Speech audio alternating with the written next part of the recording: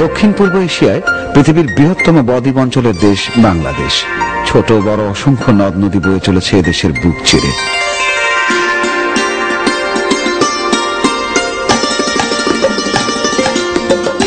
এই অঞ্চলের মানুষের জীবনধারার সাথে নিবিড়ভাবে মিশে আছে নদী।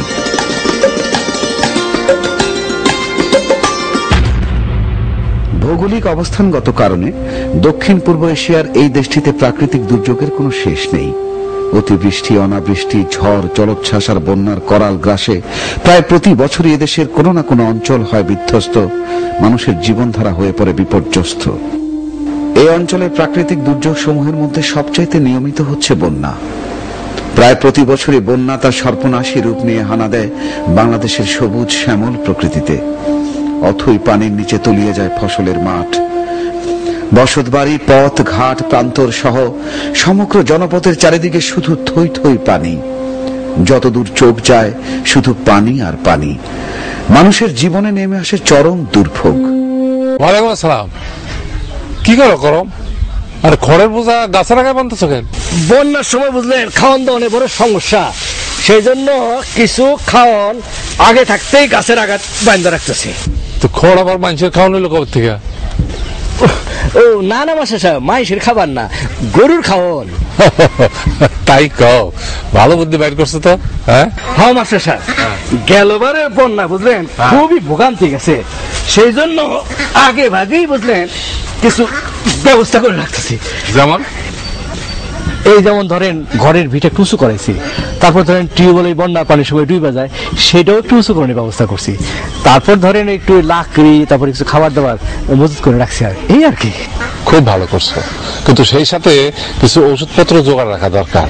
যেমন ধরো খাবার স্যালাইন, জ্বরের ট্যাবলেট, পানি বিশুদ্ধকরণ ট্যাবলেট, এইসব আর কি। ঠিকই তো বলছেন মাস্টার সাহেব, কিছু জরুরি ওষুধপত্র তো কিনা এখন দরকার। হ্যাঁ, আরেকটা কথা, এই যে তুমি বন্যা মোকাবেলা করার জন্য যে আগাম প্রস্তুতি নিতেছো, এটা গ্রামের সকল মানুষেরই এই প্রস্তুতি নেওয়া দরকার। জি জি জি, এই কথাটা সবাই জানান দাও। হ্যাঁ ঠিকই তো, তুমি সবাই খবর দাও। হ্যাঁ আচ্ছা আচ্ছা আচ্ছা। আসসালামু আলাইকুম মাস্টার সাহেব।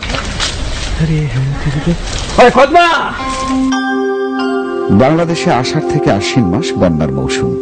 শ্রাবণ এবং ভাদ্র মাস খুবই ঝুঁকিপ্রবণ সময়। যথাসময়ে বন্যা মোকাবেলায় পূর্ব প্রস্তুতি নিন, জানমালের ক্ষয়ক্ষতি নিয়ন্ত্রণ করুন। শোনেন, সবাই শোনেন, একটা জরুরি বিষয়ে কথা বলার জন্য আপনাদের সবাই এখানে ডাকায় আনছি আমি। জি মাস্টার সাহেব বলেন।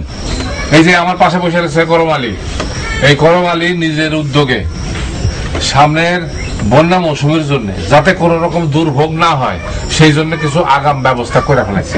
আপনারা তো দেখছেন, সেটা দেখছেন না?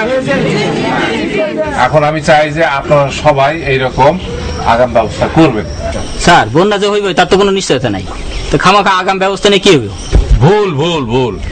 আমরা কি করি, কোন বালা মুসিবত আসলে আমরা সেইটার থেকে মুক্তি পাওয়ার জন্য নানান রকম চেষ্টা চরিত্র করি, আর ওই সরকারি সাহায্য কখন আসবে সেটার জন্য হাত পা গুটায় বসে থাকে।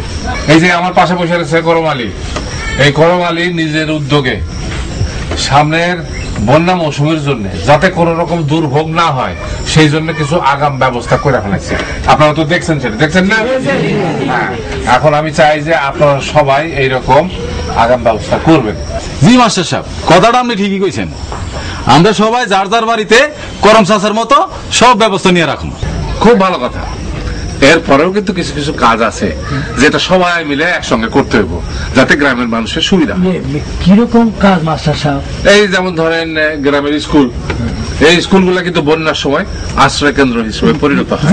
সেই আশ্রয় কেন্দ্রটাকে আগে থেকে এটা সংস্কার করতে হবে যাতে বন্যার সময় যারা আশ্রয় নিবে তাদের পরে সুবিধা হয়। চেয়ারম্যানের সাথে পরামর্শ করে স্কুলে, তারপরে সুবিধা মতো উঁচু জায়গায় টিউবওয়েল বসাতে পারলে ভালো হয়। তারপরে গ্রামের সবাই মিলে একটা ত্রাণ তহবিল করা যেতে পারে, এই তহবিল থেকে ওই বন্যার সময় ত্রাণ দেওয়া যাবে, আবার বন্যা শেষ হয়ে গেলে তাদেরকে পুনর্বাসন করা যেতে পারে। আবার সেই সাথে সাথে একটা চিকিৎসা ব্যবস্থাও করে রাখা যেতে পারে যাতে অসুস্থ মানুষদের চিকিৎসাও করা যায়। আর একটা কথা আছে, বন্যা মোকাবেলার জন্য যেরকম আগাম ব্যবস্থা নেওয়া জরুরি, ঠিক সেই রকমই বন্যা চলার সময় এবং বন্যাটা শেষ হয়ে যাওয়ার পরে পরেও কিছু ব্যবস্থা নেওয়াটা খুবই জরুরি। কিরকম মাস্টার সাহেব? এই যে এইখানে আমি কিছু লিস্ট করে রাখছি। হ্যাঁ, কিন্তু কথা হলে শুধু বন্যা না, যে কোনো দুর্যোগের সময়, দুর্যোগের আগে এবং পরে কিছু ব্যবস্থা নেওয়া অত্যন্ত জরুরি। সেটা এই লিস্টে পড়লে তোমরা বুঝতে পারবা। এই দেখো, বন্যা পূর্ব প্রস্তুতি, তার মানে বন্যার আগে কি কি করতে হবে? পানি মাপার খুঁটি তৈরি, বাড়ির ভিটা পুকুরের পাড় উঁচু করা, রাস্তা এবং শাখা উঁচু ও মেরামত করা, জ্বালানি সংরক্ষণ, দল গঠন, গাছের ডালে খড়ের বোঝা ঝুলিয়ে রাখা, সঞ্চয়ের অভ্যাস। এই যে দল গঠনটা কি মাস্টার সাহেব? দল গঠন হলো যে মানে সবাই মিলিত হয়ে একসাথে কাজ করা। আচ্ছা আচ্ছা, দল গঠন না করলে তো একসঙ্গে কাজ করতে পারবেন না। ঠিক আছে, আচ্ছা। তারপর দেখেন বন্যার চলাকালীন অবস্থা দেখেন। এই দেখেন বন্যা চলাকালীন প্রস্তুতি, ঘরের আশেপাশে পোকামাকড় মারার ওষুধ ছিটানো, বিশুদ্ধ পানি খাওয়া, রোগ ব্যাধি মোকাবেলা, বীজ ও ফসল সংরক্ষণ, এটা কিন্তু খুবই জরুরি। সময় মতো আশ্রয় কেন্দ্রে যাওয়া, নাহলে কিন্তু বাঁচতে পারবেন না। স্কুল করে যেটা হ্যাঁ হ্যাঁ, আশ্রয় কেন্দ্রে প্রয়োজনীয় জিনিসপত্র হাতের কাছে রাখা, শিশু, মহিলা, বৃদ্ধ ও অসুস্থ মানুষকে আশ্রয় কেন্দ্রে যেতে সাহায্য করা। যারা শক্তি সামর্থ্য, যারা পারবেন তারা অন্যদের সঙ্গে করে নিয়ে যাবেন। আমি এটা নৌকা ঠিক রাখছি। আচ্ছা ঠিক আছে, আপনি তো অনেক ভালো ভালো কাজ করছেন। আচ্ছা, বন্যার পরে করণীয় কি দেখেন? নরম মাটিতে বাড়ির পাশে ও পতিত জমিতে সবজি জাতীয় গাছ লাগানো, এটা কিন্তু খুবই জরুরি। বন্যাটা শেষ হওয়ার সঙ্গে সঙ্গে মাটি খুব উর্বর থাকে, আপনারা যে যা পারেন সঙ্গে সঙ্গে শাকসবজি লাগাই ফেলবেন। জমি তৈরি ও ফসল আবাদ করা, ঘর বাড়ি মেরামত করা, এটা তো করতেই হলো। স্কুল ও ধর্মীয় প্রতিষ্ঠান মেরামত করা, রাস্তাঘাট মেরামত, না তো চলাচল করতে পারবেন না, জীবন বন্ধ হয়ে যাবে। পুনর্বাসনের জন্য সরকারি ও বেসরকারি সংস্থার সাথে যোগাযোগ করতে হবে। ঠিক আছে, কেমনে যোগাযোগ করতে হবে? যারা মাতব্বর আছে, যারা একটু ইউনিয়নের সাথে যোগাযোগ আছে, তারা এইসব আমাদের এই যারা বেসরকারি সংস্থা আছে, যারা এইসব কাজ করে, তাদের সাথে যোগাযোগ করে গ্রামের ক্ষতি সাধন যেগুলো হয়েছে সেগুলো ঠিক করতে হবে। আচ্ছা, এইগুলো হলো গিয়া মানে আমার মনে মনে যা আসছে সেগুলো আমি লিখছি।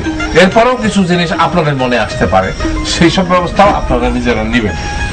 আসল কথাটা হইল যে চেষ্টা করলে যে কোনো দুর্যোগে দুর্ভোগ কিন্তু আমরা এড়াইতে পারি। এটার চেষ্টা আমাদের নিজেদেরই করতে হবে। আপনারা সবাই রাজি আছেন? বলছেন তো সব? এই মতো কাজ করতে